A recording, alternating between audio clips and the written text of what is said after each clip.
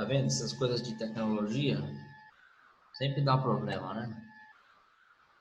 Eu mandei o link para vocês, ele estava entendendo que eu estava na reunião velha ainda. É, Ele estava por entendendo que isso eu que estava... demorou. Isso que não conseguia abrir essa, só que a outra já tinha encerrado. Aí, agora apareceu para mim, reunião encerrada. Aí, acho que liberou esse de novo. Bom, todos voltaram já? A galera tá voltando aí, mas na grande maioria, sim. Bom, pessoal, é o seguinte, ó, vamos agora entrar no nosso tema específico. O nosso tema hoje é o processo administrativo, né? Vocês já estão tendo processo civil, né? Então, vocês já têm uma ideia do que é processo, né? Quando a gente fala de processo administrativo, a ideia é o quê? É um processo. O que é o processo? É uma concatenação de atos dentro de um contexto em que você visa apurar alguma coisa ou aplicar algum tipo de sanção, né? O processo administrativo, ele é muito parecido com o processo civil, né? Uma diferença. No processo civil, o processo se desenvolve perante um órgão que é o Poder Judiciário, em que você tem lá um magistrado conduzindo esse processo e ele é uma parte imparcial, né? Você tem um terceiro que conduz o processo. No processo administrativo, esse processo tramita perante a própria administração pública, ela que conduz o processo. Então, vocês vão dizer, professor, mas então tem uma falha de origem, né? Porque como é que eu vou tratar com um processo perante uma autoridade, sendo que ela é parte interessada? De fato né? Mas isso não inviabiliza a existência do processo, a sua validade e nem o seu resultado, né? Veja, uma administração pública, né? Uma prefeitura. Não necessariamente uma decisão da prefeitura vai ter que ser sempre a favor da prefeitura, né? Por quê? Porque muitas vezes a própria administração pública pode reconhecer o seu erro, o seu equívoco, né? Fosse assim, pessoal, todo mundo que ingressa com recurso de multa de trânsito, ninguém ganharia, né?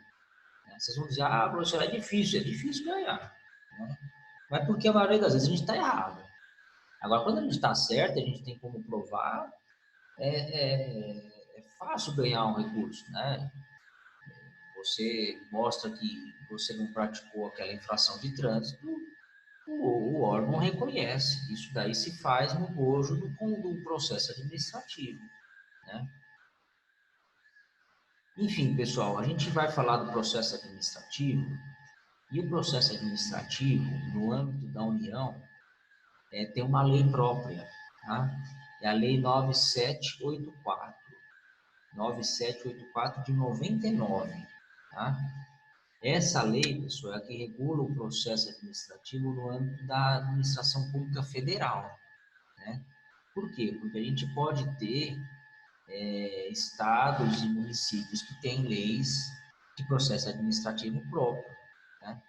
Agora, essa daqui é a lei que trata do processo administrativo no âmbito da administração pública federal. E é ela que a gente vai usar, então, de referência, de baliza, porque a gente não tem condições de estudar todas as leis de todos os municípios do país. Então, quando se fala em processo administrativo, é essa lei que vai regrar aí o assunto para vocês, né? Em OAB, em concurso, em prova aqui da universidade, enfim. Então, depois vocês anotem aí, para quando sobrar um tempinho, vocês darem uma olhada nela, tá? Não é uma lei muito extensa, né? Essa lei é uma lei que foi feita por uma comissão de juristas, né, foi encomendada pelo governo federal a uma comissão de juristas, a sua redação, por óbvio que depois isso passa pelo Congresso, como qualquer outra lei, mas ela tem origem numa comissão de juristas, juristas que militam na área do direito administrativo, e a relatora do projeto, que depois foi convertido em lei, é a professora Odete Medawar, de quem eu fui orientando, né, no meu mestrado e no meu doutorado. Então, eu tenho um apreço por essa lei, porque eu sei que quem fez é gente séria, né? É gente que entende do assunto. Ela não é perfeita, vocês vão ver aqui, eu mesmo vou tecer algumas críticas a ela, mas no geral é uma lei boa, né? Ela começa com disposições gerais, né? Dizendo o que ela considera órgão, entidade, autoridade, ou seja, ela traz lá alguns conceitos, pelo menos que ela adota para a própria lei, né? Traz lá um rol de princípios, né? Os princípios são princípios que a gente já estudou aí na administração pública, então legalidade, finalidade, motivação, razoabilidade, proporcionalidade, moralidade e alguns princípios, pessoal, específicos do processo, né? E não só do processo administrativo, de processos em geral, que é o quê? Ampla defesa, vocês já devem ter visto isso no processo civil, né? O princípio do contraditório, né? E o da segurança jurídica. Então, além daqueles princípios que norteiam a administração pública, a lei prevê também esses princípios, né? O princípio do contraditório, da ampla defesa e da segurança jurídica, né? Ampla defesa, pessoal, é aquele princípio que determina que a pessoa, no contexto de um processo, tem que ter direito de apresentar suas razões, apresentar os seus argumentos, apresentar suas provas, né? E o princípio do contraditório é aquele que determina que toda vez que uma parte fala, a outra tem que também falar, né? Então, se eu faço uma acusação, a outra parte tem o direito de apresentar sua defesa. Se a outra parte apresenta uma prova, eu tenho direito de falar da prova que ela apresentou. Então, esse processo, para ele ser válido, eu tenho que ter o respeito ao princípio do contraditório e da ampla defesa, né? Como também ocorre no processo civil, no processo penal, né? Enfim, pessoal, vocês vão ver mais adiante na lei que ela tem lá um rol de direitos dos administrados, né? Então, o que administrados somos nós, né? Então, a gente tem a administração pública, que é o ente estatal, e os administrados, que somos nós, cidadãos, né? Então, a gente tem lá um rol de direitos dos administrados, um rol de direitos de nós, cidadãos, quando a gente peticiona perante a administração pública, né? Lembrando, pessoal, que o direito de petição ele está previsto na própria Constituição, né? Então, você tem direito de levar à autoridade o seu pleito, você tem direito de livre protocolo, né? Isso é um direito dado pela própria Constituição. A lei de processo ela só vem regulamentar o exercício desse direito. Então, esse direito de petição é um direito de calibre constitucional, mas ele é regulamentado, né? Ele é explicitado por essa lei de processo administrativo, né? É aqui que vocês vão ver como eu levo o meu pleito à autoridade, o que eu preciso ter, quais são os meus direitos, né? Então, eu estou aqui esmiuçando o exercício de um direito já previsto pela Constituição. E a gente vai ver também, pessoal, alguns poucos deveres desse administrado quando apresenta algum pedido, algum pleito perante a administração pública, né? Então, dentre eles, né, expor os fatos conforme a verdade, eu não posso mentir, né? não é porque eu sou parte que eu posso trazer uma alegação falsa, né? Aí, enfim, lealdade, boa-fé, né? Isso tudo também é algo que se espera de uma pessoa que pleiteia algo perante a administração pública, né? O processo administrativo, ele tem duas formas de começar, pessoal. Ou ele começa de ofício, né? A própria administração pública dá início ao processo. Isso costuma acontecer, por exemplo, em processos sancionatórios, né? De aplicação de multa. A parte que vai sofrer a sanção, por óbvio que ela não vai começar o processo, né? Ah, não, deixa eu abrir um processo aqui para tomar uma multinha, né? Então, esses processos sancionatórios, originalmente, começam com atos de ofício da própria administração, né? Então, ela te intima, é o que acontece, por exemplo, no processo administrativo de aplicação de sanção de trânsito, né? Ela te intima para que você indique se você era o condutor, né? Então, esse é o primeiro ato. Olha, era você que estava dirigindo? Ah, era eu mesmo. Então, você fica quieto, né? Se você não falar nada, a presunção é de que o próprio proprietário do veículo era quem estava, quem cometeu a infração. Se não foi você, você tem lá um prazo para apresentar, dizendo, olha, administração pública, o veículo é meu, mas não foi eu que cometi. Toma aqui o nome da pessoa e os documentos da pessoa. Aí, o segundo ato do processo administrativo, no caso da sanção de trânsito, é o que? A intimação do infrator, né? Então, aqui eu já identifiquei quem foi o infrator, né?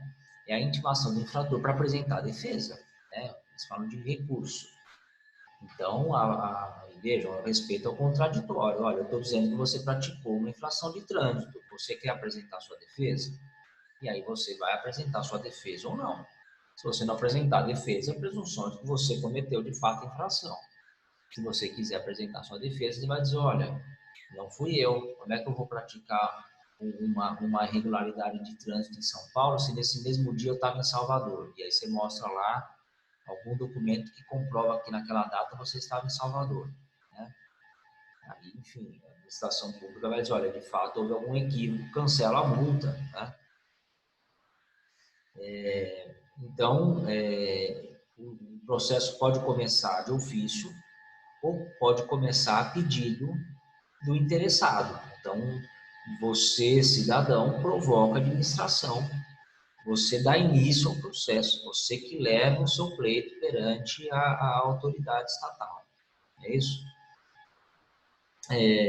A administração pública, toda vez que provocada, ela tem que apresentar, ela tem que se manifestar, é dever dela. O direito de petição pressupõe a resposta da administração, né?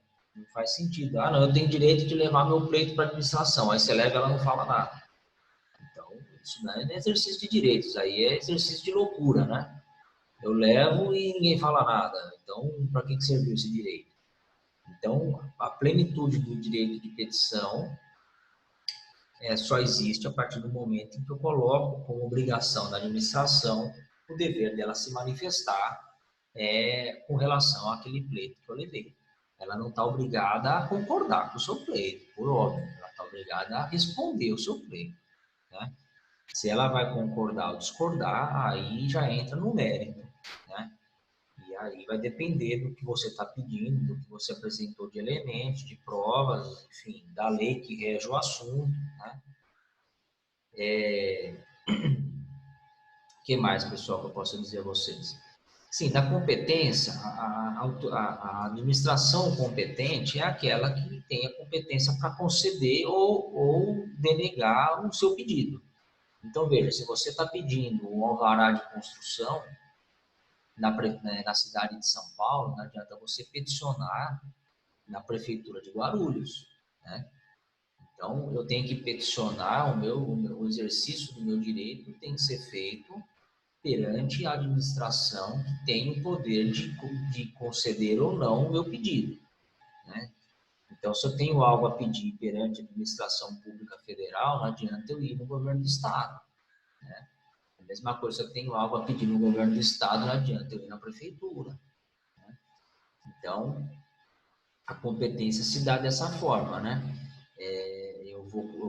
A competência para processar e conceder ou não o pedido do processo administrativo é daquela administração competente pela concessão ou não do direito pleiteado, ok? Enfim, pessoal, o processo, a tramitação dele é muito semelhante a um processo judicial, né? Eu tenho, então, as duas partes falando, por óbvio que aqui uma das partes é a própria administração pública, a outra parte é o interessado, é o particular, é o cidadão, ou muitas vezes uma pessoa jurídica, né? E esse processo, ele se desenvolve por escrito, tá, pessoal? Então, é um processo formal, não dá para ser verbal, porque depois eu não tenho como fazer prova, ou eu não tenho nem como controlar aquele processo. Então, é um processo formal. Na grande maioria ainda, pessoal, físicos, tá? Então, a grande maioria das prefeituras, nos estados, esses processos ainda são em papel, né? Algumas cidades maiores, como é o caso de São Paulo, né? As grandes capitais, tal, já tem um processo eletrônico. Em São Paulo a gente já tem, o que facilita muito, porque, enfim, vocês imaginem, se no fórum já é meio difícil o servidor localizar um processo físico, por vezes você chega lá e ele fica lá quase uma hora para achar o processo dentro do cartório, imagine na prefeitura, quanto tempo ia levar, né? Normalmente tem uma estrutura pior com relação à organização e quantidade de servidores, né? Enfim, mas os processos, na grande maioria, ainda são físicos, né? Esses processos, então, eles são autuados, né? Tem lá, eles ganham um número, né? Esses números, esses processos normalmente tem um ano de início, né? E aí uma numeração, cada administração tem lá o seu esquema, né? Esses processos, eles têm uma previsão de data para acabar, mas que nunca é respeitada, né? Então, a gente tem processo administrativo que se arrasta aí, como nos processos judiciais por muitos anos, né? O que mais, pessoal, que eu posso dizer a vocês? Sim, a gente tem aquelas mesmas previsões de impedimento e suspeição que tem no processo civil, também tem no processo administrativo. Então, se a autoridade que vai conduzir o processo for amigo íntimo, parente e tal, também vai suscitar lá a sua suspeição, o seu impedimento, né? Pessoal, por enquanto aí tá tudo bem, eu estou aqui despejando informação em vocês, enfim, vocês me interrompam aí qualquer coisa, tá? Fala, professor, para aí que tá muita coisa, vocês me avisam, tá bom? Não, tá tranquilo, tá tranquilo. Tá tranquilo? Então vamos lá. Como é que os atos do processo são comunicados, né, pessoal? Via de regra, por intimação, né? Intimação em diário oficial, né? Como acontece nos processos judiciais. Então, a parte que está em litígio no processo administrativo, ela não vai ser... Só um minutinho. Tá bom. Desculpa, pessoal.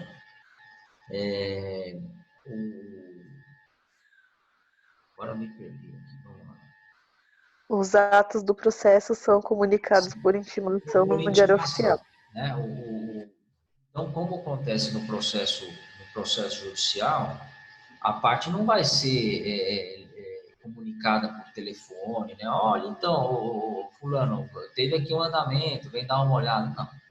né? Então, a pessoa vai ficar, ou acompanha no sistema, quando é eletrônico, ou acompanha no processo físico, vai lá à repartição pública e olha o processo, ou fica olhando o diário oficial. Quando a pessoa tem um advogado, e no processo administrativo você pode também ser representado por advogado, né, como no processo judicial. Aliás, no processo judicial você obrigatoriamente tem que ser representado por advogado, né, porque para atuar em juízo, com exceção dos juizados especiais até um determinado valor em que a parte pode mitigar diretamente, via de regra, em juízo, a parte tem que estar representada por um advogado. No processo administrativo, a parte não necessariamente precisa do advogado. Agora, é recomendado, porque o advogado, como ele tem o serviço de recortes e ele recebe as intimações, ele não vai precisar ficar olhando todo dia no Diário Oficial, né? Por quê? Porque alguém vai olhar para ele e vai mandar para ele se tiver alguma publicação em nome dele, né? No nosso caso, em São Paulo, quem tem um serviço de recortes muito eficiente é a ASP, a Associação dos Advogados de São Paulo. Professor, o que é serviço de recorte, né? Antigamente, o Diário Oficial era impresso, era um jornal mesmo, né? Até pouco tempo atrás, professor, era um bolo de papel, assim, E essas empresas, elas pegavam o jornal e recortavam as suas intimações e lhe mandavam. Então, o cara passava lá amanhã lendo o jornal, recortava e na hora do almoço chegava lá para você. Eu peguei isso, viu, pessoal? Não pense que é uma coisa muito antiga, não. Eu peguei isso. Então, por isso que chamava serviço de recorte. O cara cortava os pedacinhos do Diário Oficial e aí chegava para você lá as suas publicações do dia, né? Lógico, a gente hoje, com o Diário Oficial eletrônico, já se criaram lá sistemas, conforme ele vê o seu nome, a sua OAB, ele já separa aquelas intimações. Então, por exemplo, todo dia eu abro meu e-mail, enfim, 6, 7 da manhã já está no e-mail. Normalmente a ASP manda até a noite da noite anterior. Então já vem lá as publicações que saíram no Diário Oficial em meu nome, né? Então eu não preciso ficar olhando o Diário Oficial dos municípios, dos estados, da União, né? Tem um monte de município que tem Diário Oficial próprio.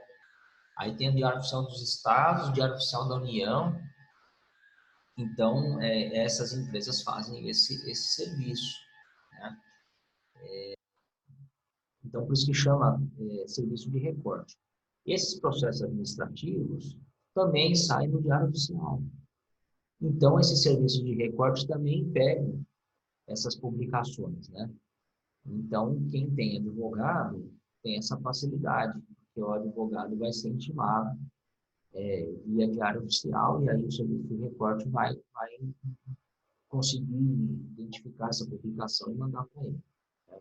Caso contrário, pessoal, a pessoa tem que acompanhar ou ficar lendo o Diário Oficial, né?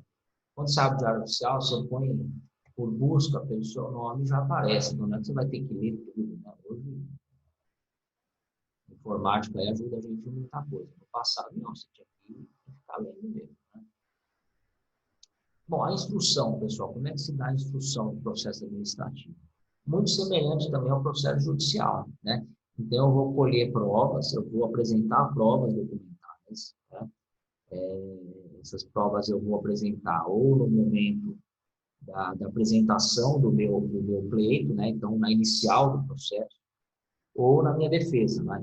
Seria a contestação no processo judicial. Aqui na defesa do processo administrativo, eu apresento as provas documentais, né? Eu posso também, no âmbito do processo administrativo, ter perícia, né? Isso é bem comum, por exemplo, em processos administrativos para concessão de aposentadoria por invalidez, né? Então, você é submetido a uma perícia da própria administração pública para ver se, de fato, você tem lá aquela situação de invalidez ou não, né? Eu posso apresentar prova testemunhal, Isso é muito comum, por exemplo, nos processos administrativos disciplinares, os conhecidos PEDs, né? Ou PADs, então, o processo administrativo disciplinar. Nesses processos é bem comum a oitiva de testemunhas. Então, você tem lá um servidor sendo acusado de uma irregularidade, o servidor está sendo... Opa, Oi? sim, tamo nessa aí. Você já sofreu algum processo administrativo disciplinar, Alfredo? Infelizmente, professor. Não é agradável, né? Mas, enfim, não é tão raro, viu, Valfran? O servidor público Super comum. é super comum.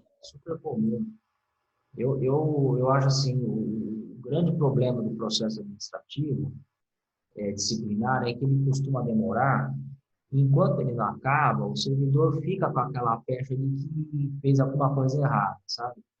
Quando na maioria das vezes não foi, né? Vezes assim, quando eles decidem fazer isso, inclusive a própria defesa pode ser feita pela diretoria, pela chefia de seção, alguma coisa do tipo, mas que também demora e fica se estendendo ali por meses até anos. Eu digo até que é mais moroso do que um processo judicial comum. Não, isso é fato. O processo administrativo é que assim, a gente tem um monte de realidades no Brasil. Então, você tem prefeituras pequenas, tal, então o processo às vezes é rápido. Tem lá 2, 3 pessoas para ouvir, o cara tem 2 processos para cuidar, sabe? Agora, quando você pega, por exemplo, São Paulo, aí, olha, eu defendi alguns servidores da Secretaria de Saúde, acho que foram uns 7, 8 anos. E, no final, todos foram absolvidos, era, enfim, uma baita de uma injustiça. Eles eram todos diretores de hospitais municipais. Existia um contrato de prestação de serviço da prefeitura com uma empresa, um laboratório que fazia exames lá exame de sangue, enfim. Uhum. E esses servidores todos estavam sendo acusados de não fiscalizarem a empresa, né? Seria a função deles enquanto diretores. Então, e a empresa, o que ela fazia? Ela fazia um exame e cobrava 3, sabe? E a prefeitura pagava por quantidade de exames. E aí, depois, a gente conseguiu mostrar que, enfim, o diretor de hospital, ele tem um monte de coisa para fazer e ele não consegue dar conta de resolver tudo que ele tem que fazer e ainda ficar fiscalizando o contrato de prestador de serviço lá do município, né? Então, acabaram sendo todos absolvidos. Mas, Eu tive... só um minutinho. Ok.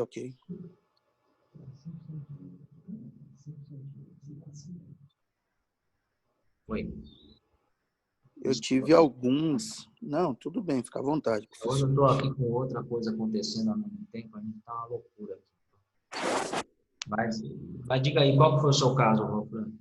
Eu tive alguns, né? E nunca deram em nada, assim, porque não são sanções, por exemplo, como exonerações. Você pode ficar ali bloqueado, você paga isso com o seu CPF, ficar bloqueado, você não pode, por exemplo, uma suposta promoção em que você pode estar pleiteando um outro cargo através de concurso, você não vai, porque você está ali ainda pagando por esse processo administrativo, mas exoneração não. Eu tive um último, já deve ter uns 3 anos, foi de ligações que não poderiam ser feitas ali através dos telefones, e aí eu ligava para a Bahia, tipo, comumente. E quando chegava a conta era distribuída pelo setor, e quando chegava lá tinha, tipo, sei lá, R$200 de ligações, né, para fora.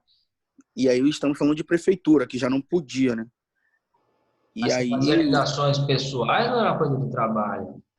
Eu precisava me comunicar com a minha família. Então, eu acho que, enfim, tem defesa, entendeu? Não é? Não, e teve. Não, assim, eu falei, a minha linha de defesa junto com a minha direção foi, olha, eu não sabia, não tem escrito lugar algum. Ah, mas é óbvio. Eu falei, o óbvio precisa ser dito muitas vezes. É que não é pessoal, e o telefone tá aqui e tal e tal. E aí eu fui obrigado a pagar aquilo ali, Até as aí, acho ligações que e tal. bem, vai. Aí você nem sofreu sanção, vai. Mas o ruim, eu acho que o pior disso não é nem a consequência, é o processo em si, né? Isso, o processo em si que é desgastante, É é mais desgastante vergonhoso, do que a isso, do que a sanção. própria pena, né? E Isso é aí, o que eu Flávio, lembro de uma ocasião, uma, uma, uma defensora pública, ela tinha um carro oficial lá da defensoria, para uso do defensor, ia ter um servidor que trabalhava lá já há algum tempo, e o servidor ia se mudar, ia para a terra dele e tal. E aí, enfim, ele era uma pessoa muito querida e tal. O que fizeram? O grupo lá da repartição, cada um lá deu R$ 20 e encomendaram lá um salgadinho, brigadeiros, um negócio para fazer lá uma festinha de despedida para esse servidor aí, né? Só que estava todo mundo trabalhando e não tinha quem fosse pegar os salgadinhos. E o carro estava parado, o motorista estava lá parado. E o que fizeram? Falaram para o motorista, olha, fulano, dá um pulinho lá rapidinho, pega os salgadinhos para a gente poder fazer a festinha da fulana, né?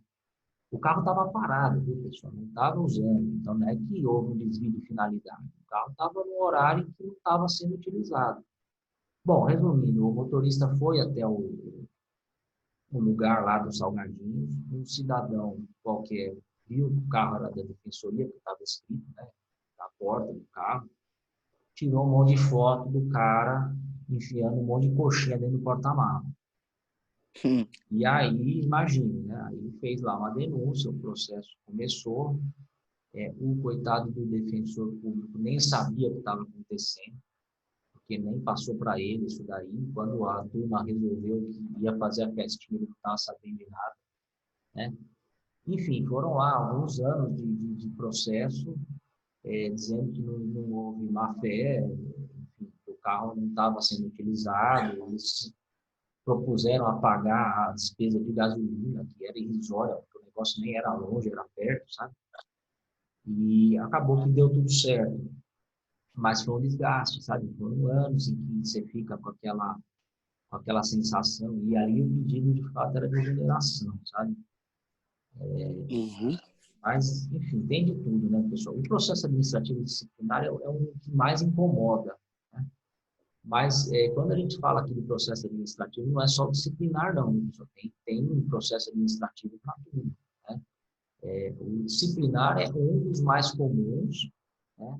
É um dos mais truculentos, eu diria assim. A administração pública, ela tende a sancionar o servidor. Eu não sei o porquê dessa raiva, né? Afinal, é gente do time dela, por que ela... Mas é assim, né? E é isso, pessoal. Eu dizer a vocês, né? A instrução do processo, então, ela pressupõe a produção de provas, e sejam elas provas documentais, provas periciais ou provas testemunhais, que eu dizia a vocês que é bem comum nos processos administrativos disciplinares, né? Quando você tem um processo administrativo, pessoal, eu dizia a vocês que a administração tem o dever de decidir, né? E esse dever de decidir pressupõe também o dever de motivar a decisão, né? Então, a decisão, para ser válida, tem que ser motivada, né? O administrador público que só responde defiro ou indefiro, ele não respeitou o dever dele, porque, enfim, a motivação, mesmo nos atos de concessão, aí menos, né? Porque aí você conseguiu o que você queria, você não está nem aí pela razão que levou ele à decisão, né? Mas mesmo nas decisões positivas, ele tem que motivar. Ó, atendidos os requisitos legais, tal, defiro o pleito, né? Agora, principalmente nas decisões negativas, ele tem que motivar. Por quê? Porque eu preciso de ouro. Primeiro eu preciso me convencer, porque às vezes eu me convenço, falo, puta, eu pedi mesmo, mas não faz sentido, né? O cara analisou. Mesmo uma decisão judicial, quando a decisão judicial ela é bem motivada, ela tem alguns estudos já sobre isso, viu, pessoal? Ela tende a gerar menos indignação na parte e menos recurso. Né? Por quê? Porque às vezes o cara se convence, fala, puta, de fato, meu, eu errei aqui e tal, né? Se convence de que não tem direito. Então, a administração pública tem que motivar. Agora, no âmbito do processo administrativo, mais ainda, por quê? Porque uma decisão no processo administrativo, ela pode ser depois questionada no Poder Judiciário. Então, eu tenho que ter uma decisão bem motivada, porque se ela não tiver motivada, o Judiciário já derruba ela pelo simples vício da falta de motivação. Então, você vai dizer, olha, o Poder Judiciário, eu fiz um pleito perante a administração pública, ela denegou meu pleito e não explicou por quê. Né? Aí é facinho para se derrubar em juízo essa decisão. Por quê? Porque o administrador público não motivou. É dever dele motivar. Agora, quando está bem motivado, aí você já não tem esse vício formal. Óbvio que você pode conseguir a modificação da decisão no âmbito do judiciário, mas por conta do mérito da decisão, não por conta de um vício formal do processo. Não sei se vocês estão entendendo. Né? São duas coisas diferentes. Eu posso conseguir uma anulação por um vício formal, que pode ser sanado depois, obviamente. O juiz falar, olha, não motivou, motive. Aí o cara motiva e nega do mesmo jeito. Né? Agora, eu posso conseguir uma modificação da decisão do Poder Judiciário com base no mérito do meu pedido. Né? Vou dizer, olha, excelência, ele decidiu contrariamente ao meu pleito, mas por tal razão e tal, assim, lei e tal, e o juiz se convencer de que, de fato, a administração errou na sua decisão. Né? Vocês devem lembrar que é premissa da nossa Constituição que o Poder Judiciário, a condução dos pedidos ao Poder Judiciário, ele cabe em qualquer esfera. Né? Então, uma decisão da administração pública pode ser levada ao Judiciário, a apreciação do Judiciário é inafastável. Né? Salvo engano, tem uma única hipótese que eu não posso ir direto ao Judiciário, mas eu vou ao Judiciário depois da decisão, que é a decisão do Tribunal Esportivo. Né? Então, eu tenho que aguardar a esfera administrativa se esgotar para ir para o judiciário. No processo administrativo que a gente está lidando agora, da 9784, eu não necessariamente tenho que esperar o desfecho do processo administrativo. Eu posso ir direto ao judiciário. Né? Agora, usualmente se espera o desfecho do processo administrativo e depois, se esse processo não atinge um resultado ideal, é comum as partes irem ao judiciário rediscutir essa decisão. Né? Pessoal, olha, vai cair de novo aqui. Então, eu vou encerrar para não dar aquele problema, que nem aconteceu daquela hora de parecer que eu estou na reunião ainda, e já mando o link de novo, ok? Eu já mando aí. Ok. Tá bom?